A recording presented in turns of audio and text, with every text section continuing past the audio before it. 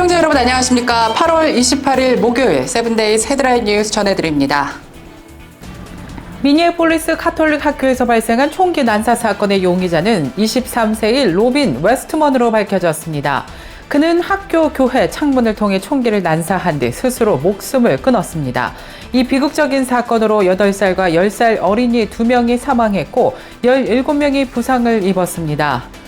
FBI는 이번 사건을 카톨릭 신자들을 겨냥한 중호 범죄이자 국내 테러로 보고 수사하고 있습니다. 용의자의 구체적인 범행 동기는 아직 명확히 밝혀지지는 않았습니다. 수사당국은 용의자가 남긴 유서와 유튜브 영상을 분석하며 단서를 찾고 있습니다. 유서에는 신은 어디에 있나와 같은 문구가 포함되어 있었습니다. 용의자는 우울증을 앓았고 성 정체성을 바꾸려 했던 것으로도 조사됐습니다. 하지만 그의 성 정체성이 범행 동기와 관련이 있는지는 불확실하다고 당국은 밝혔습니다. 이번 사건은 새 학기 첫 주 미사 중에 발생해 더욱더 큰 충격을 주었습니다. 미니애폴리스 시민들은 희생자들을 추모하며 슬픔을 나누고 있습니다. 미네소타 주지사는 조기를 개항하며 애도를 표했습니다. 트럼프 정부가 외국인 유학생의 미국 체류 기간을 최대 4년으로 제한하는 규정을 추진하고 있습니다. 현행 규정은 학업을 지속하는 한 사실상 무제한 체류를 허용하고 있습니다. 국토안보부는 일부 유학생들이 영원한 학생으로 남아 미국의 관대함을 악용한다고 주장합니다. 새 규정이 시행되면 유학생들은 체류기간 연장을 위해 국토안보부의 정기심사를 받아야 합니다. 이에 대해 미국 대학들은 강하게 반발하고 나섰습니다.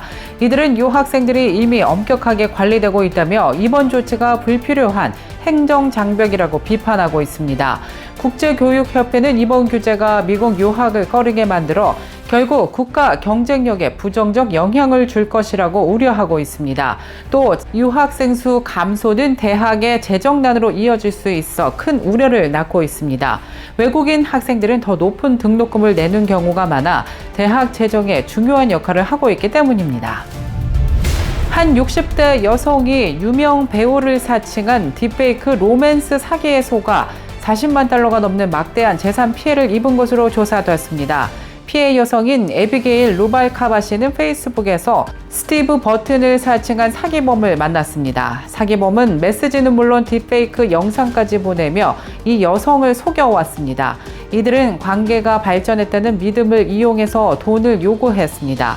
루발카바 씨는 모아둔 현금 8만 1,000달러를 모두 보내고 심지어 가족의 콘도까지 35만 달러에 급매해 송금했습니다. 이 모든 피해는 불과 3주 만에 발생했습니다. 뒤늦게 사기임을 알게 된 여성에 따른 상황을 해결하려 했지만 이미 콘도는 되찾을 수 없는 상태였습니다. 이 충격으로 루발카바 씨는 심각한 조울증을 앓고 있는 것으로 조사된 가운데 그녀는 자신이 얼마나 어리석었는지를 깨닫고 깊이 후회하고 있는 것으로 알려졌습니다. FBI는 딥페이크 사기가 실제와 매우 유사해서 속기 쉽다고 경고했습니다. FBI는 온라인에서 만난 사람에게 절대 돈을 송금하지 말고 과하게 완벽해 보이는 상대는 의심부터 하라고 조언했습니다. 유타주에서 활동하던 한인 바이올리니스트 존 신 씨가 콜로라도 출장 중에 연방이민세관 단속국에 체포됐습니다. 그는 1998년 가족과 함께 미국에 입국해 유타 심포니 오케스트라에서 활동하는 등 총만 박는 음악가였습니다. 그러나 국토안보부 관계자에 따르면 그는 관광비자로 입국을 한 뒤 25년 넘게 서류 미비 신분으로 체류한 것으로 드러났습니다. 신 씨는 6년 전 음주 운전 혐의로 기소되면서 다카 체류 자격을 상실한 상태였습니다. 그의 이번 체포는 트럼프 정부의 강경한 이민 정책과 관련이 있는 것으로 풀이되고 있는 가운데 신 씨의 아내는 남편이 헌신적인 남편이자 아버지라며 억울함을 호소하고 있습니다. 한편 그의 석방을 촉구하는 동료 음악가들과 지역사회 주민들의 시위도 이어지고 있습니다. 과거에는 40, 50대 중년이 인생에서 가장 불행한 시기인 중년의 위기를 겪는다는 인식이 지배적이었습니다. 그러나 최근 연구 결과 이러한 전통적인 패턴이 깨지고 10대 후반과 20대 초반의 젊은 층이 가장 큰 불행감을 느끼는 것으로 조사됐습니다. 이로써 중년의 위기 개념이 청년의 위기로 재편되고 있다는 분석이 나왔습니다. 다트머스대 블렌치 플라워 교수팀은 44개국 데이터를 분석해 학술지 플러스1에 발표한 논문에 따르면 2020년에서 2025년 사이에 이 패턴이 완전히 역전되었습니다. 연구 결과 젊은 층의 불행감이 가장 높게 나타나는 젊은 층 집중형 패턴이 확인됐습니다. 특히 미국과 영국에서 이러한 경향이 두드러졌습니다.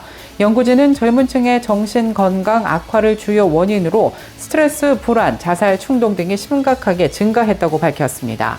이러한 현상의 배경에는 스마트폰과 초고속 인터넷의 확산으로 인한 디지털 환경의 변화와 더불어 낮은 일자리의 질과 같은 사회 경제적 요인들이 복합적으로 작용한 것으로 분석되고 있습니다.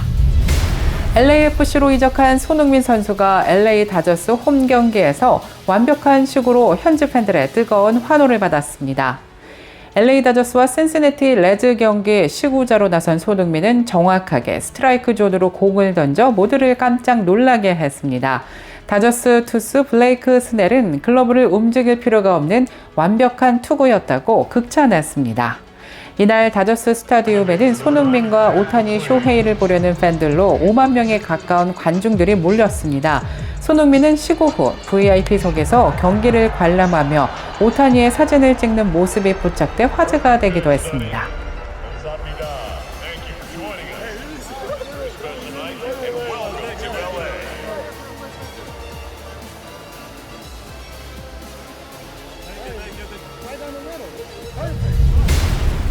이상으로 8월 28일 목요일에 전해드린 세븐데이즈 헤드라인 뉴스를 마치겠습니다. 시청해주신 여러분 고맙습니다. 저희는 내일 이 시간에 다시 찾아뵙겠습니다.